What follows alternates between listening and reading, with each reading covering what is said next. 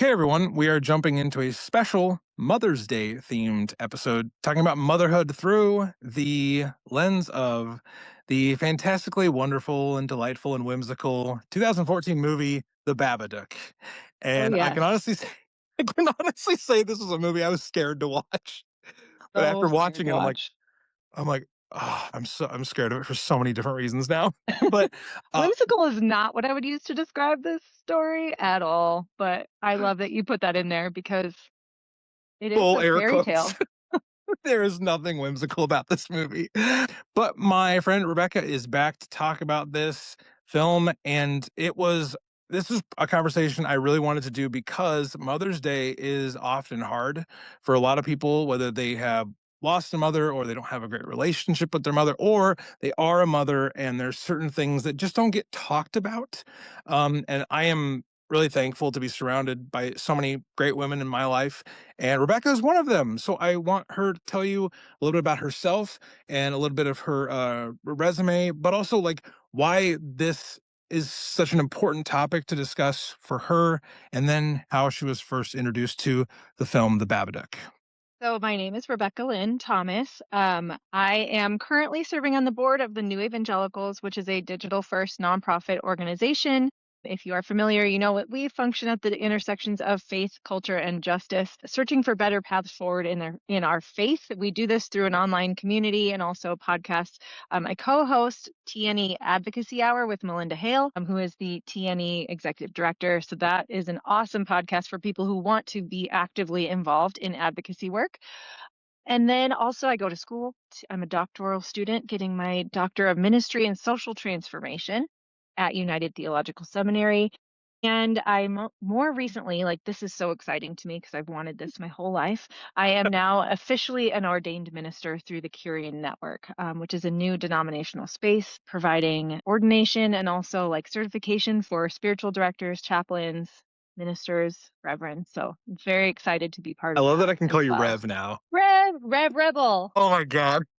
That's so Rebel perfect. Rev. I feel like it should be Rebel Rev. Oh my I don't gosh. know. It's got some kick ass to Yeah, it. let's go. So yeah, this movie in particular, I actually had never heard of it until you and I started talking about it. And then I mentioned to my husband that I was going to watch it, and he was like, "Oh, you're going to hate that movie." And so that made me really nervous to Andrew. watch it. I know. I was like, I'll be fine. I'll be fine. I'll watch it during the day, which is what I do with movies I think that are going to be really scary. I watch them at like Same. 10 o'clock in the morning. Yeah, because it's just easier. The lights are on, the sun is out, and I loved it. I loved it. I didn't really read anything about it beforehand either, other than that it was about a recently widowed woman and her young son. And so when I read that, I was like, oh, she's a single mom. And I immediately was interested because I was a single mom for a really long time. And we find out really early on in the story that her young son has some difficulties. And we don't really know what those are other than he acts out a lot and they're having difficulty in his school. And I resonate so much with those two. My oldest son and I struggled through school difficulties for a lot of years. And so I had a lot of resonance with her character, the journey she goes on. We never had a Babadook in our house, but I get it. Like I watched this movie and was just like, I feel so seen. So I'm really excited to talk about it with you. Oh my gosh. Yes. I really did think like your experience was a vital part of this conversation because um I I have two children, and yes, we've had some struggles with school and some kind of learning, we'll just say learning struggles. So I can speak to that part, but I cannot speak to the single motherhood and being the parent in that situation. So I'm excited to kind of pick your brain and know what that is like, and maybe how that can help others as they experience those in their personal lives, or if they are being empathetic to someone in their lives who has that circumstance. The Babadook was a movie that I was legitimately afraid to watch. So because I feel like I've heard so much about it that I was like, what in the world could this movie be? And I kind of knew the Babadook was an entity, but I actually walked out of this movie being afraid of many other different things other than the scary monster in the basement. So this movie actually affected me in a different way than I thought. I thought I was going to be like, I'm going to have nightmares about it, but no, Me too, I thought that too. I have different anxieties as a Yeah. result of this movie. Uh, Uh-huh. so I just want to share some details about the film, a story summary, and then we'll jump into our discussion with Rebecca about motherhood and how the Babadook speaks to that and how that can be helpful for us. The release date is January 17th of 2014. This is also an Australian film. It came out of the land down under in 2014. It was directed by Jennifer Kent, and it is based off a book by Jennifer Kent. So very involved in the creative process of this entire story and something very personal to her. It stars Essie Davis and Noah Weissman, and it's a very limited cast, but the Mhm. story is pretty centralized on this mother and this son. A widowed mother, Amelia, struggles to raise her erratic son Samuel while being haunted by a sinister pop-up book entity called the Babadook. As the creature's influence grows, Amelia's mental health deteriorates into violent hallucinations, eventually leading her possession in an attempt on Samuel's life. After Samuel helps her expel the darkness through a display of love, Amelia confronts the beast in her basement and forces it into submission. The story concludes with the pair finding peace by isolating and feeding a now subdued entity, finally allowing them to process their grief and celebrate Samuel's birthday for the first time. So, after the loss of her husband, Rebecca is functionally alone. She has neighbors, she has friends, she has coworkers, and she has a sister who we is probably the side character that we interact with the most throughout the movie. They all express their concern to her. But for those of us who've never gone through this, help us understand what single motherhood is like. That it's such a big thing, right? It's hard to Yes. break down and just say what it's like. You know what it's not like? I will say this because I see people post things like this online when they say like, "My wife is out of town for the week," or "My husband is out of town for the week, so I'm a single parent." No, you're not. No, you are not. No, you're not, because you still have a partner and you still have somebody to talk to and you still have someone who makes joint decisions with you. So no, you're not. You are solo parenting, but you are not a single parent. And so I think that's an important distinction that, having the opportunity to make it, I think maybe that's something that people take for granted. Um, what I kind of came to the conclusion with after multiple years of being in that space, I'm remarried now and I have a wonderful partner. But during that time, I think the hardest thing was not having a partner. Mm, I would sit down to like budget or even like meal planning, anything that required like long-term planning. It was like, I would love to have somebody to sit down with to help me make this decision. Because even like on my own as a person, I don't think I should make all of my decisions without the mm, feedback of other people.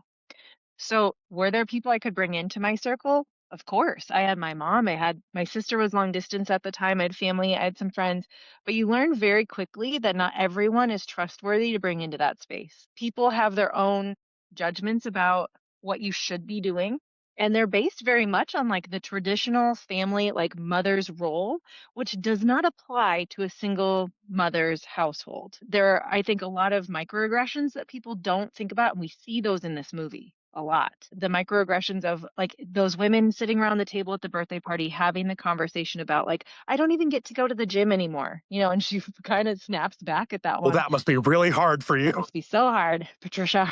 I don't know what her name was, but those kinds of things that like it's fine that this woman is talking about how difficult that is, but how lonely it is for the woman who like would love an opportunity to miss going to the gym, right? That's such a luxury because everything is dependent on that person, on me in that time. Like I said, I had some support. My mom would pick up my kids from school. I worked a full-time job. I was fortunate enough to buy a house, but those are things that I did because I wanted to prove the system wrong. So that's Mm, also not great either. And I see that now as like I was trying to prove all of these people that I could yeah. do this without them, that I didn't need their help. And that's not a byproduct of good, true community, Mm. right? That's actually like showing how broken things are. if Yeah. my idea was that I need to prove that. And I feel that with Amelia in this movie as well. She just wants to be a good mom. And I think Right. that I can say that having been a single mom and just being a mom, we all, I think I speak for most moms to say that I just really want to be a good mom and Yeah. know that when my kids are grown, which I have two adult children, that I didn't like totally screw them up.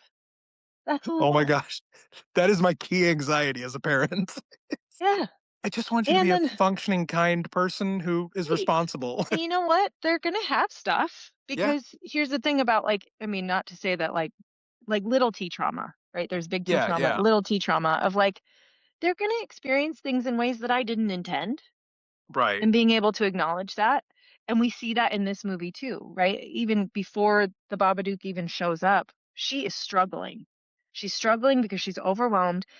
They characterize this child as an erratic child, right? He does all kinds of stuff that is weird to Yeah. all these other families whose kids just go to school and follow the rules and they don't do weird stuff. They don't jump out of tree houses and whatever. My kids have all done all the weird Yeah. stuff. So I totally resonate with that.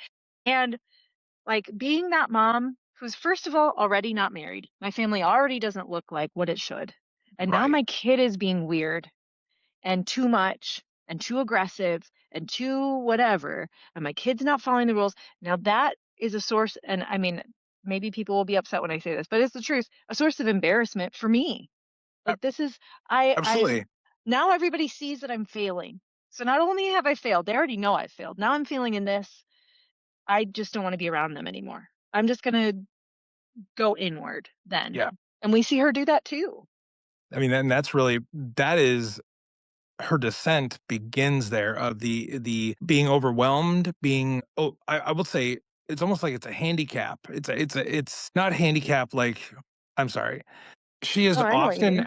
she is often outnumbered. So in the scene where she has the discussion with Samuel's teacher and the principal of the school, it's 2 against 1.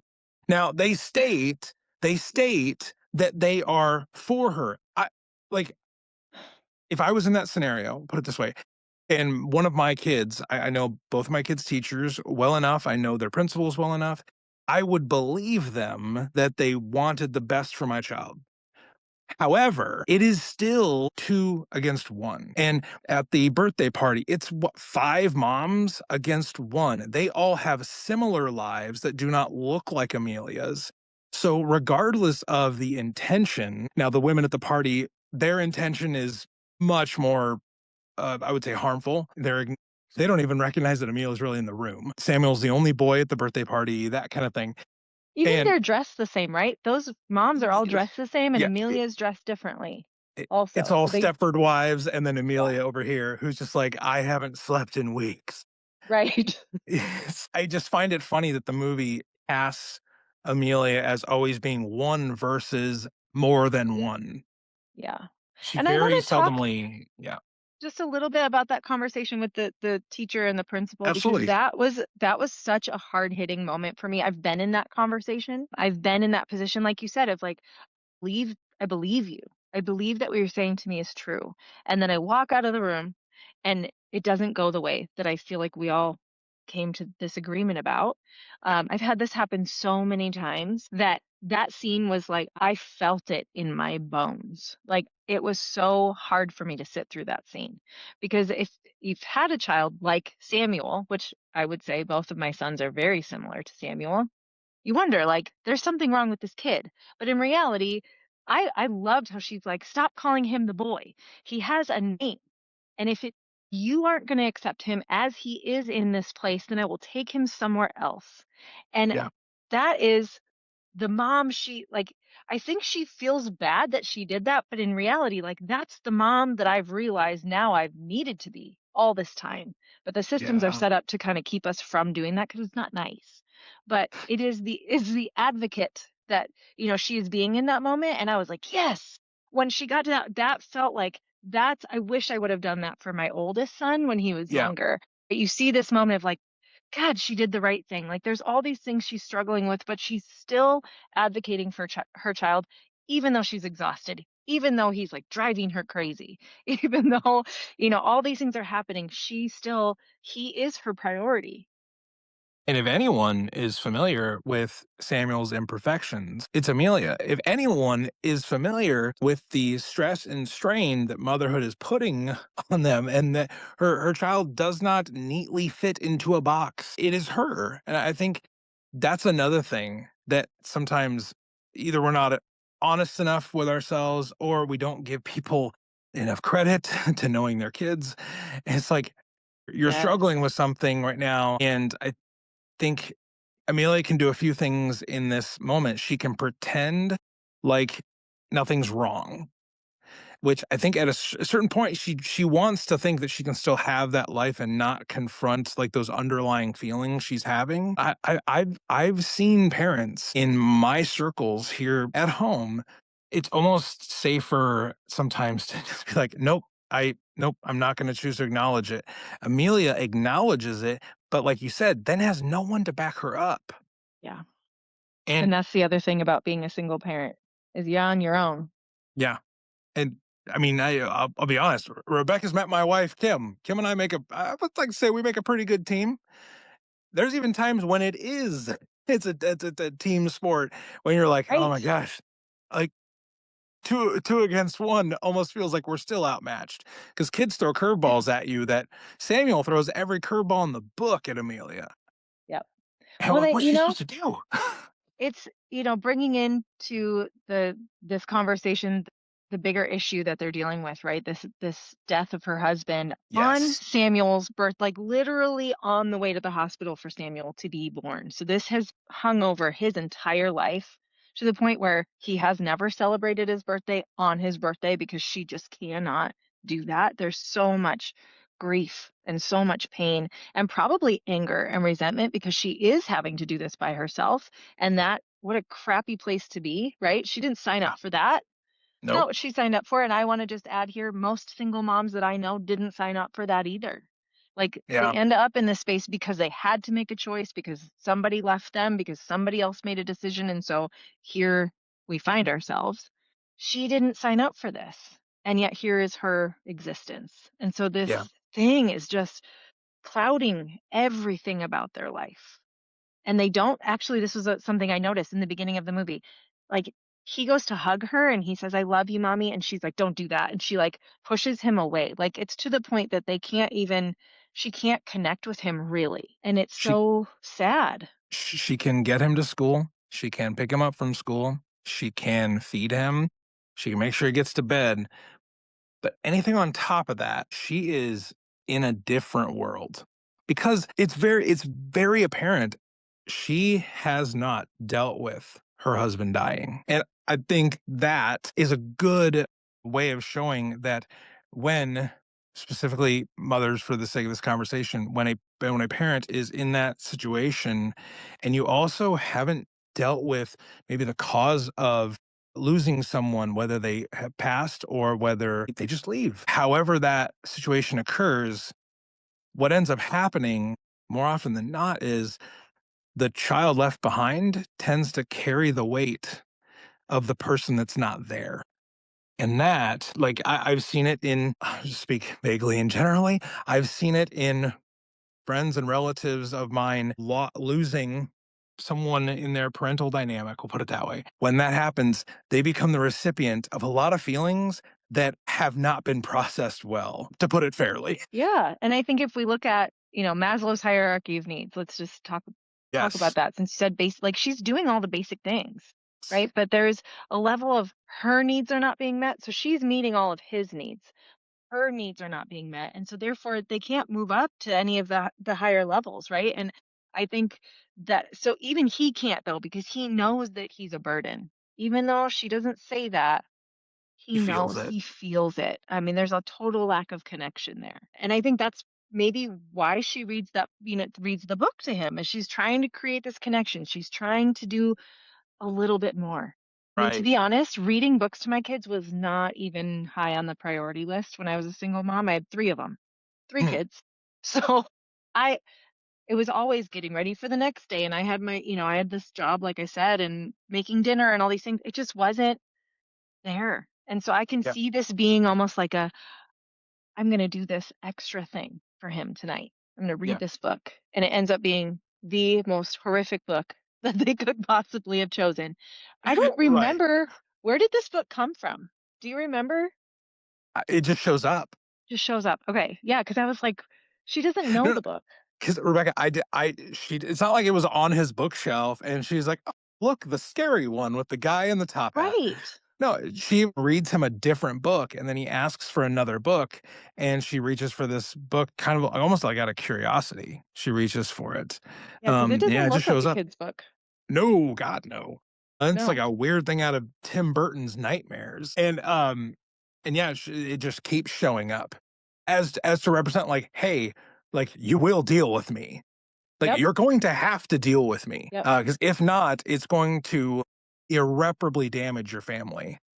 Yeah. And that is like Amelia becomes a victim of the things she will not deal with. And that is Yeah. so strongly represented in the movie. Well, and I love actually the way that they show that it affects Samuel first. Like he sees the Babadook first.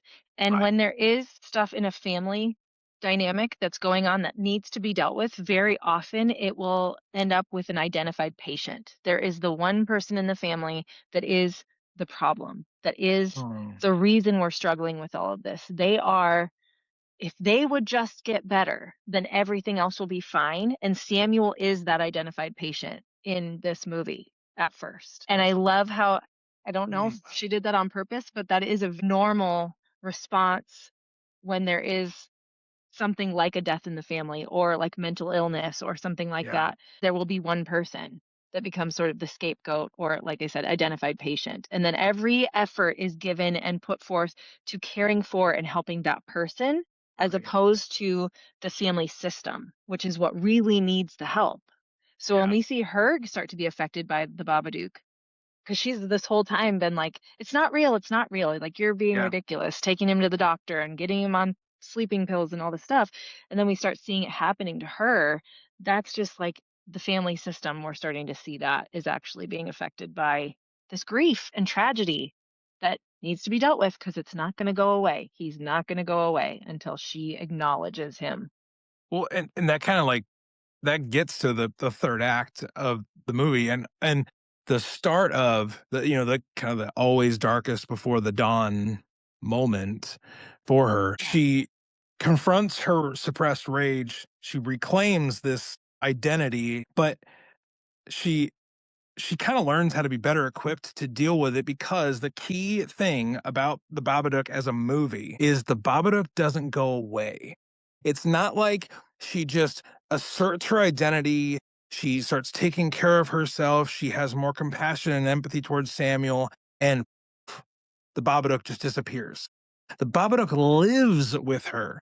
And that is, I'm sure there have been papers and articles written about this to exhausting extent, but she has to live with this thing, and she learns how to live with it. It harms her. She has to literally regurgitate it out before Yes. she harms her son irreparably. I think that's probably the most visceral thing this movie is known for, is a mother doing harm to her son. So I guess, Rebecca, two parts of that, and Yeah. I told them out of order. How do we relate with especially mothers not being perfect and loving their little baby angels all the time?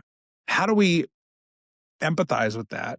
But also, how do we get people to realize, like, a lot of the biggest hurts in our lives, they don't go away. Yeah. Like, they tend to live with us for a while, if not Yeah, forever. I think it is forever, right? Like grief is not a thing we process to get through to the, it's a thing we process to figure out how to engage it in our life. I don't think it's a thing we can ever move on from entirely. Like so I think that the way the movie closes out is so good Yeah. because like you said, he doesn't leave. The Babadook is there It's still. not a fairy tale. Right. I think what strikes me, and I resonate with this story so much because we start with the identified patient, like we said, Samuel is having these problems, and then it passes on to her. And I sort of went through this with my oldest son when he was 17 years old. This is in 2020. He went to a treatment facility in Colorado. He was having a lot of anxiety, um, depression, screen addiction, like, oh, he wasn't doing drugs or any of that yet. But that was my concern. Like, we're going down Okay. this path that it's going to be really, really difficult. And so he goes through all of this 4 months of intensive therapy and he's getting this help. And I'm like, this is great because he's going to be better. So then we'll all get better. And what actually happened was he got better. He's still struggling to this day. But what I discovered was, holy shit, like there's a lot in me that also needs to be recognized and looked at and then loved, like with what Samuel did for his mom, right? That was the redeeming moment, or that's what saved her. Was this He could look at her and know this wasn't her and love Yeah. her separate it out, right? And that's the realization, is like we are not the things that happen to us, but they can become this insidious part of us if we don't do the work to recognize them. And if we want to pass that off onto somebody else, we're still going to end up being affected by it. It's not going to go away. Yeah. So, I think that was such a poignant part for me. Also, like her sister talks to her a lot about, like, didn't you want to be a writer? Didn't you want to do these things? It's been 7 years. It's time you move on. And I think that too is like, there is no timeline. And especially with somebody who can barely get beyond the basic needs, providing the basic needs to her child, she can't even necessarily provide that to herself. How is she going to move on? And I think that's the piece we miss, is like when people have gone through really, really hard things, they don't know what they need. Like I was at I will never forget this. I was at a women's retreat actually in Northern California, probably 2017, and there had just been some really, really bad fires up in that area. I think it's when there's a little town up there, Paradise or something, got totally wiped out by fires. And there was a panel of women and they were talking about their experiences, like losing their homes and all this stuff. And one of the women said, people kept asking me, what do you need? What do you need? What do you need? And she's like, I don't know what I need. And I was so struck by that because I was like, yes, I have been asked, what do I need? And I don't know, because every day is different. But if somebody said, hey, and this is what excuse me, what she said, she was like, let's not ask, what do you need? Let's give options so that a choice can be made. Because if I have to Yeah. think through as a single mom who's balancing three kids going to school, a job, a house, a meal plan, activities, because my kids were in sports and all this, if I'm trying to balance Yeah. all of that, how can I tell you what I need? I need money. It's always going to, like if you You want to really get want down to to brass know, tacks? right, Like, it's money. But if you are like really, if there's any advice I could give people, if there are people listening that are like, what can I do then? It's the things like, I'm going to the grocery store tomorrow. Are there a few things that I could pick up for you? mm, I'm making lasagna. I'm going to make two. Would you like yours to have meat or not? It's like not even giving an option, right? To say no. It's, I'm doing this for you. And the other thing is, as somebody who is hyper independent, is like learning how to receive that and now being able to okay. give. Like I've realized, like, oh my gosh, it's such a joy for the giver too. Like, but learning how to receive is difficult and it is a process in itself. But I think it is the like looking at what the person does and saying, I noticed you are really busy. Could you use a couple hours for me to come over and help you clean your kitchen? Yeah. There any, like, could my son come over and mow your lawn? Like that kind of stuff, because no one knows what they need in the middle of tragedy, in the Yeah. middle of trying to deal with these major life. No one knows what they really need. And yeah, I think she That didn't know what she needed. Well, and we do see a few moments of people trying to do that. The coworker that is trying to be very, very sweet, and like I'm like that guy's a keeper. He comes over and she's embarrassed instantly because Samuel's not. He acts out. He even asks like, "Are you going to be my new dad?" It's like, what the like again. Those are moments in the movie where I'm just like, okay, people are making that attempt, and her neighbor, older woman that lives next door, is very sweet and very engaging and is kind of like a low-key cheerleader for her. And Amelia does have those moments where she doesn't it appears that she doesn't even feel like she's worth those interactions, because by the standard that is hanging over her head, she is supposed to do this herself, Yeah. or the person she was supposed to do this with is no longer there. So she has to keep soldiering on, and that she's such a relatable character. That's And sh impossible, Yeah, really. You know, that it idea of just soldiering on. It's so sad to me that we live in a time when, like, that there's so much shame that people do seclude themselves or yeah. they can't open themselves up, and I have absolutely been there. Like, that is so relatable for me because my life should have looked different, and it didn't. Rebecca, as we kind of wrap up this Mother's Day themes conversation, what would you say to those who are mothers or those who know a mom? They know someone who is going through a similar scenario. How would you help us reimagine motherhood as a perception? I got to do it by myself. I got to be perfect. I've got to have this version of a life to feel fulfilled and whole, as opposed to motherhood in reality. You know, I think there's a lot to be said for the the almost mythology that we've been sold about, like, the nuclear family and family values, because I think family really, there can be chosen family, there can be all kinds of ways of doing life together, one of my favorite phrases. And, you know, a lot of people would say to me often, "You'll find the right man someday to lead your family." I hated it when people would say that.